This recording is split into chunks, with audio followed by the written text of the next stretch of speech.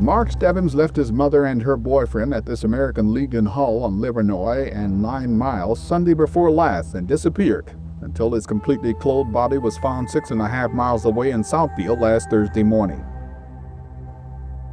Well, Jill, if you don't like being here, why don't you just get your coat on and stand out in the front yard and think about it. And when you feel like talking about it, come on back in. She didn't come back in. Police are investigating a gruesome discovery in Franklin off 13 Mile Road. Apparently it is the body of a young girl, possibly that of Christine Mihalik. Though no official statements were being made, the red jacket Timothy King was wearing when he disappeared could be seen from the roadblock. I still feel the most important aspect is the investigation and get this animal off the street.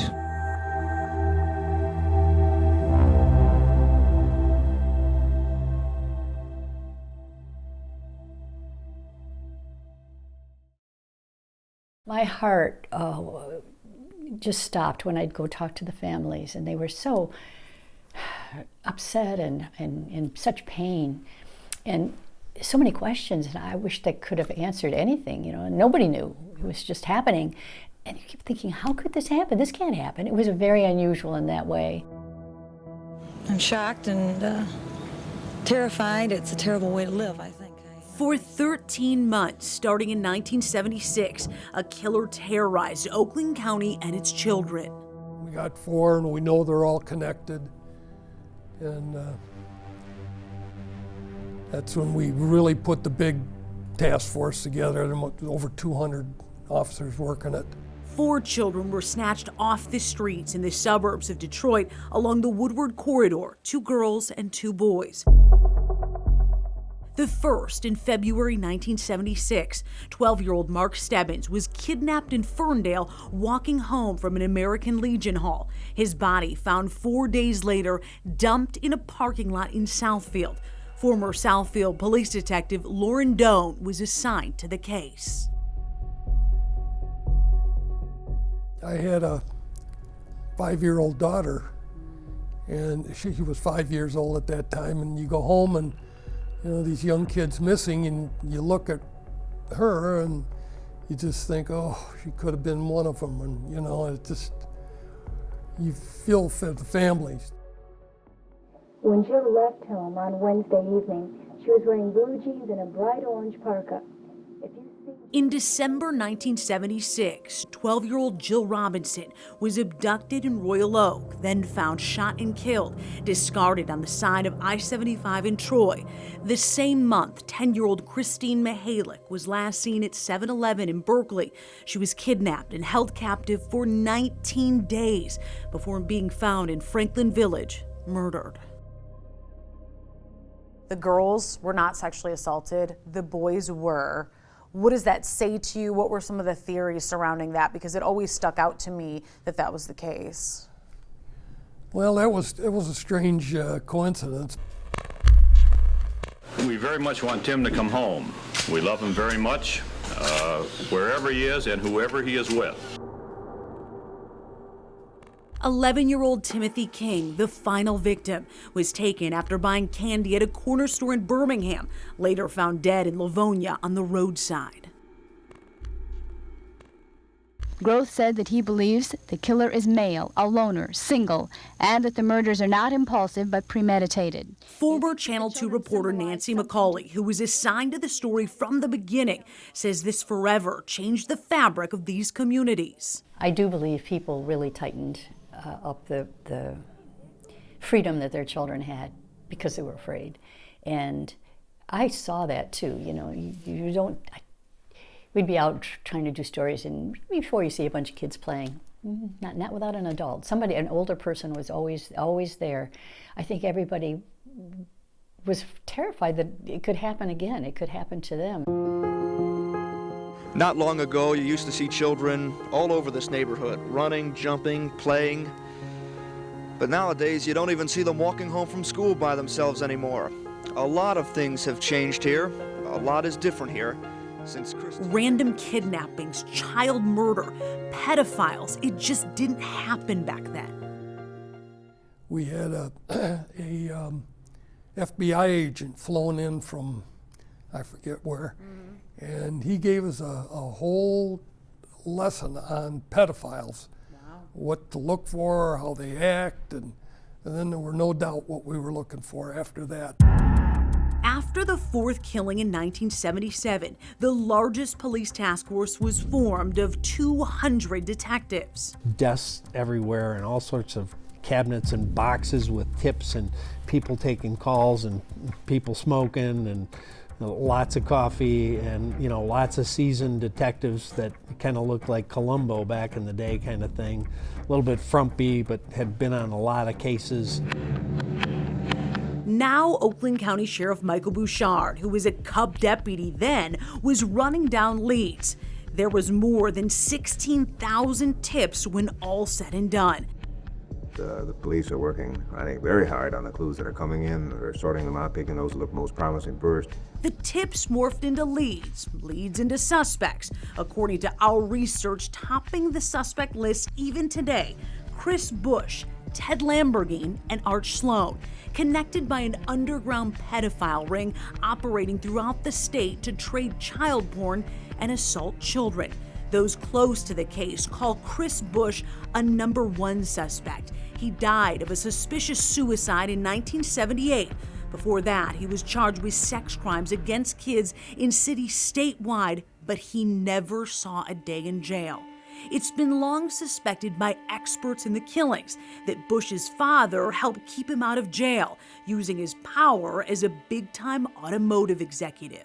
The interviews I had with him, I just tied him to a lot of the cases. He put himself at essentially the scenes. Yeah, I was very surprised. I couldn't believe he was saying that. Almost like he wanted to get caught, but couldn't quite get what we needed. Looking back 50 years ago, is he still somebody that you believe was involved in these killings? Yes. Going off of that, do you think he may have acted alone or in part of a group? No, I think he was part of another group. Detective Doan says there was never enough evidence to charge. The other suspects, Art Sloan and Ted Lamborghini, were convicted and sentenced to multiple life sentences for separate sex crimes against children. Lamborghini is dead. Sloan, at 84, is still imprisoned in Adrian, Michigan. In 2012, Sloan's hair, his DNA, matched evidence found on 2 of the victims. Police from Birmingham and the County Sheriff's Department. In 1978, the task force of investigators folded without justice. I know a lot of the families weren't real happy with the investigation, but we tried as hard as we could. And really what you have now in the press is speculation. As it does, the news cycle moved on. But Dr. Groves says that the killer may very well be dead. Nancy McCauley, TV2 Eyewitness News in Livonia. I think for me it was when I got a different assignment. And they called me and they said, hey, we've been doing this for a long time and we're not seeing anything imminent. We're going to stay on top of it, we're going to watch it, but today I need you to do something different. And I thought, okay, here we go. As investigators were working the cases in Oakland County, a perverse underworld emerged that linked some of the prime suspects to a boys' camp on North Fox Island in Lake Michigan, and the parallels to modern-day Epstein Island are chilling. When I was on that island, that little boy died on that island. He never came back.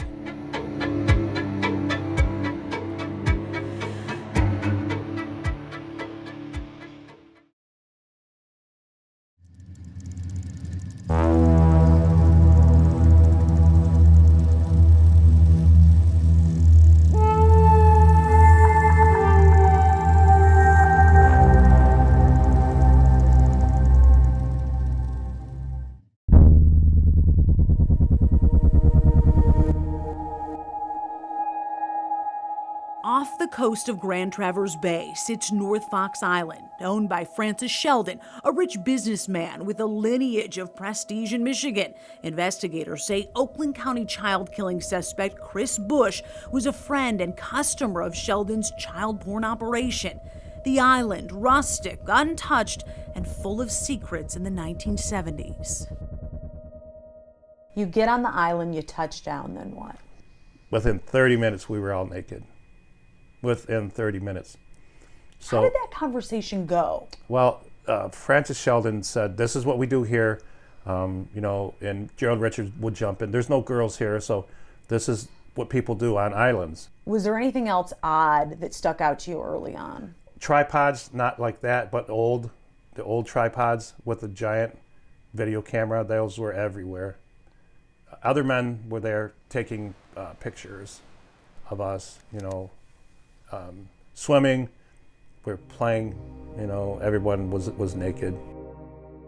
Bill Johnson was 8 then, in 1975.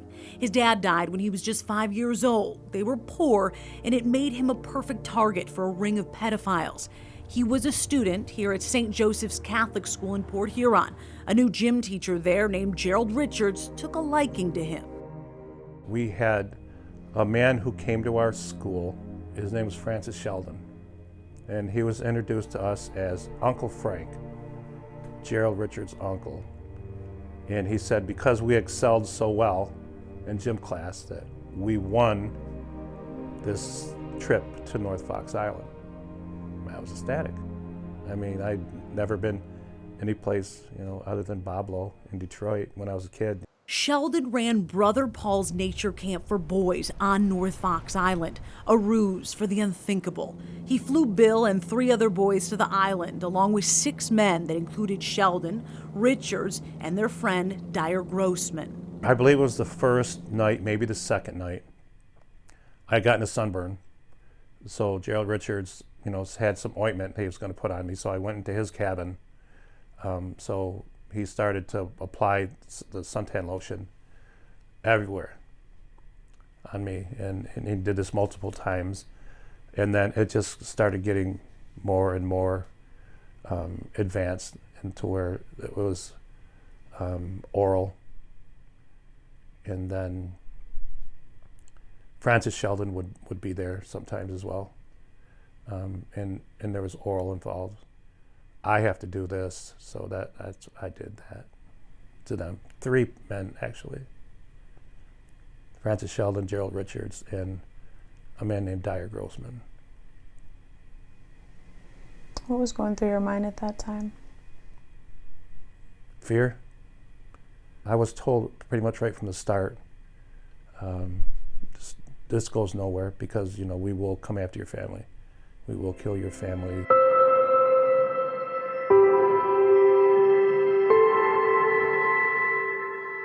Well, there's a lot of pain involved because there was intercourse, grown men having intercourse with me, at that age. The day that I got to run and play with my friend Mike Dunsmore, we just ran and played, and we came back and we heard somebody screaming, a kid screaming to stop, stop, stop. And it came from a locked door from Francis Sheldon's cabin. So we just took off running.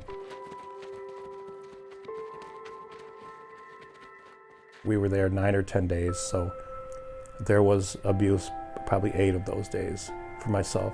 Some was just touching, some was just oral, some was raping. But majority of the time, everything was filmed. And I'm convinced that during that time, it was that pornography was sold to people, pedophiles all over the world. The assaults, the child porn, and men in suits who'd fly there to apparently witness it all, according to Bill and other victims. This happened several times, over the course of the 9 or 10 days, whatever. I mean, I'd say at least 3 or 4 different times, because we could hear a plane land, clearly, when you're on the island, so it was often. Do you believe there's a link with North Fox Island and what happened in Oakland County? Absolutely, I do.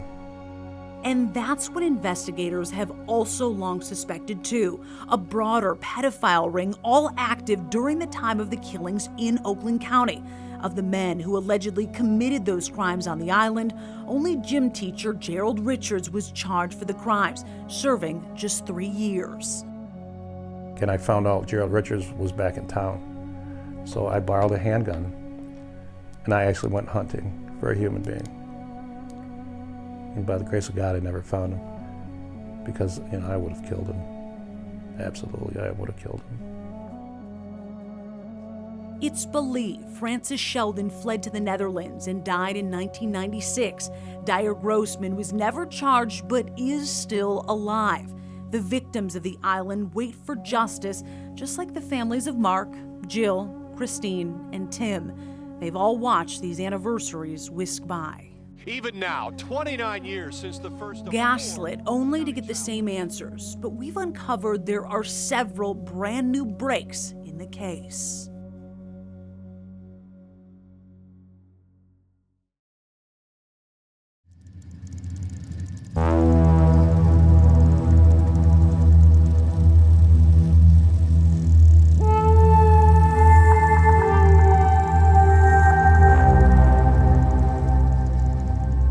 It's just something I've always thought about. It's like a sadness in the family that's always stayed with us, not knowing.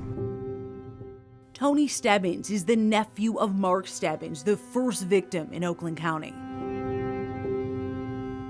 It's one of my earliest childhood memories. I was at my grandmother's and I just saw a photo of my Uncle Mark, and I asked who that was, and she said that's your Uncle Mark, and I asked where he was, and she explained that he wasn't here, that he was in heaven. Besides Tony, most of the victims' family members declined our request for interviews, disenchanted by the progress made on the case. There's always a chance that somebody knows something, or that maybe somebody who even has done it wants to get it off their chest and admit guilt. And maybe the message is just keep the ones you love close, because you never know when something like this could unfortunately happen. Michigan State Police is now technically the lead on the case, but joined by the Oakland County Sheriff's Office in a collaborative effort. Specifically, though, state police have come under sharp scrutiny for what has been described as a serious lack of transparency in their investigation.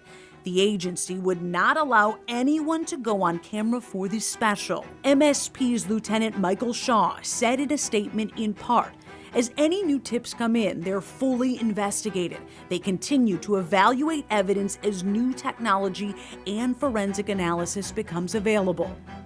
Oakland County Sheriff Bouchard believes hope lies in these advancements. Is it fair to say that this is still an open case? 100%. 100%. If I could do anything before I'm done and I hang up my badge, I would like to give the family closure. In January, the sheriff requested his special investigators to digitize the mountain of case files and use AI to analyze them in a big leap forward. Last summer, I had our special investigation unit pull out all of our files again, start going through it, look at it. Is there something that new techniques would allow us to look at differently?